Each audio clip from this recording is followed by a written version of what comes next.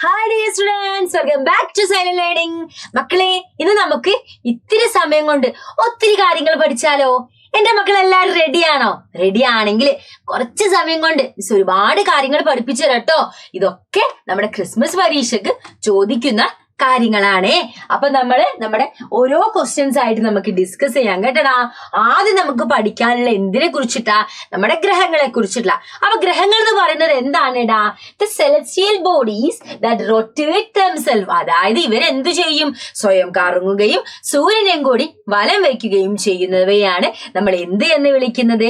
ഗ്രഹങ്ങൾ അഥവാ പ്ലാനറ്റ്സ് എന്ന് വിളിക്കുന്നത്. അപ്പൊ പ്ലാനറ്റ്സ് ഇനി എന്താന്ന് ചോദിച്ചാൽ മറക്കൂലല്ലോ. അപ്പൊ നമുക്ക് അടുത്ത ക്വസ്റ്റ്യനിലേക്ക് പോയാലോ? ഇവിടെ നോക്കിക്കേടാ, എന്താണ് ഓർബിറ്റ് അല്ലെങ്കിൽ ഭ്രമണപഥം എന്ന് പറയുന്നത്? നമുക്കറിയാം, നമ്മളെ ഈ പ്ലാനറ്റിന് സഞ്ചരിക്കാൻ വേണ്ടിയിട്ട് എന്ത് വേണം? ഒരു പാത വേണം അല്ലെ?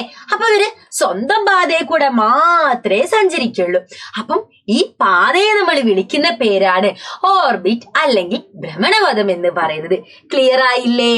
അപ്പൊ നമുക്ക് അടുത്ത ക്വസ്റ്റ്യനിലേക്ക് നമുക്ക് പോകാം. ആരാണ് ഈ കോപ്പർനിക്കസ്? നമ്മുടെ നിക്കോളസ് കോപ്പർനിക്കസ് ആരായിരുന്നു? ഇദ്ദേഹം ആരായിരുന്നു? പോളണ്ടുകാരനാണേ. അതേപോലെ തന്നെ ഇദ്ദേഹം ഭൗമശാസ്ത്രജ്ഞനുമാണ്, ജ്യോതിശാസ്ത്രജ്ഞനുമാണ്. അപ്പം നമ്മളെ ഈ പഠിക്കുന്ന കാര്യമായിട്ട് നമ്മുടെ നിക്കോളസ് കോപ്പർനിക്കസിന് എന്തോ ഒരു ബന്ധമുണ്ടല്ലോ. അപ്പൊ ആ ബന്ധം എന്താണെന്ന് കമന്റ് ചെയ്യണം കേട്ടോ എന്റെ മക്കളെ. അപ്പം അടുത്ത നോക്കിക്കേടാ, which planet is the biggest and the smallest planet? നമ്മളെ സൗരയൂഥത്തിലെ ഏറ്റവും വലിയ പ്ലാനറ്റും ഏറ്റവും വലിയ ഗ്രഹവും ഏറ്റവും ചെറിയ ഗ്രഹവും ആരാണ്? ഏറ്റവും വലിയ പ്ലാനറ്റ് എന്ന് പറയുന്നത് നമ്മുടെ ജൂപ്പിറ്റർ ആണ്. ഏറ്റവും ചെറിയ പ്ലാനറ്റ് എന്ന് പറയുന്നത് നമ്മുടെ മെർക്കുറി ആണ്. ഏറ്റവും വലിയ പ്ലാനറ്റ് ആരാടാ?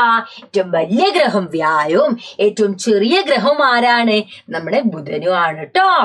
ഇനി എന്റെ മക്കൾ ഇവിടെ നോക്കിക്കേ, which planet is the brightest and hottest planet? തൊട്ടാ പൊള്ളി പോകുന്നതും അതേപോലെ തന്നെ എന്താ നല്ല തിളക്കമുള്ളത് ആരായിരുന്നു? നമ്മുടെ ശുക്രൻ അല്ലേ? വീനസ് ആണ് തൊട്ടാ പൊള്ളി പോവുകയും നല്ല തിളക്കമുള്ളത് ആരാണ്? നമ്മുടെ ശുക്രൻ അഥവാ വീനസ് ആണ്. ഇനി ഇവിടെ നോക്കിക്കേ, what is A full form of IAU? IAU എന്ന് പറയുന്നത് ഇന്റർനാഷണൽ ആസ്ട്രോണമിക്കൽ യൂണിയൻ ആണ്, അന്താരാഷ്ട്ര ജ്യോതിശാസ്ത്ര യൂണിയൻ ആണ് കേട്ടോ IAU എന്ന് പറയുന്നത്. അത് കൃത്യമായില്ലടാ മക്കളെ. അടുത്ത നമ്മൾ ചോദിക്കുന്ന എന്താ? ചോദിക്കുകയാണ് ഒരു ക്വസ്റ്റ്യൻ, സോളാർ സിസ്റ്റത്തിൽ ആരൊക്കെയാണുള്ളത്? ഒന്ന് നമുക്കറിയാം, നമ്മുടെ സൂര്യേട്ടൻ ഉണ്ട് അല്ലെ. പിന്നെ ആരൊക്കെ ഉണ്ടടാ? സൂര്യേട്ടൻ അല്ലാതെ ഒരുപാട് ഗ്രഹങ്ങളുണ്ട്. സൂര്യൻ ഒറ്റക്കായ വിഷമിക്കൂലേ? അപ്പൊ കൂടെ കളിക്കാൻ ആരൊക്കെ ഉണ്ട്? പ്ലാനറ്റ്സ് ഉണ്ട്, ഗ്രഹങ്ങളുണ്ട്, നമ്മുടെ സാറ്റലൈറ്റ്സ് ഉണ്ട്, അതായത് നമ്മുടെ ചെറിയ ചെറിയ ഉപഗ്രഹങ്ങളുണ്ട്, ചിഹ്നഗ്രഹങ്ങളുണ്ട്, ആസ്ട്രോയിഡ്സ് ഉണ്ട്, കോമറ്റ്സ് ഉണ്ട്, അതേപോലെ ഡ്വാർഫ് പ്ലാനറ്റ്സ് ഉണ്ട്, ധൂമകേതുക്കളുണ്ട്.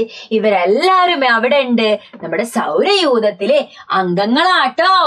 അപ്പൊ അടുത്ത ക്വസ്റ്റ്യനിലേക്ക് നമ്മൾ പോയാലോ? ആകാശഗംഗ എന്ന് പറയുന്നത് എന്താ? മലയാള സിനിമയിലെ ഒരു മൂവിയാണെന്നൊന്നും പറഞ്ഞേക്കല്ലേ. നമ്മളെ ഇവിടുത്തെ ആകാശഗംഗ എന്താണെടാ? The galaxy which include the solar system is the milky way. It is also known as Akashganga.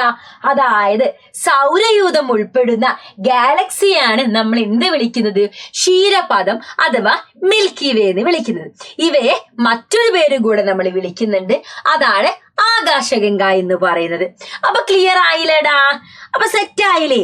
അപ്പൊ ഇത്തിരി നേരം കൊണ്ട് ഒത്തിരി ചോദ്യത്തിന് നമ്മൾ എന്തു ചെയ്തു? കാര്യങ്ങൾ പഠിച്ചുല്ലേ? അപ്പൊ നമ്മൾ ഇന്നത്തെ ക്ലാസ് ഒന്ന് സ്റ്റോപ്പ് ചെയ്യാട്ടോ. അടുത്ത ക്ലാസ്സിൽ ഇതേപോലുള്ള ഇത്തിരി നേരം കൊണ്ട് ഒത്തിരി കാര്യങ്ങൾ പഠിപ്പിക്കാൻ വേണ്ടി മിസ് വരും കേട്ടോ.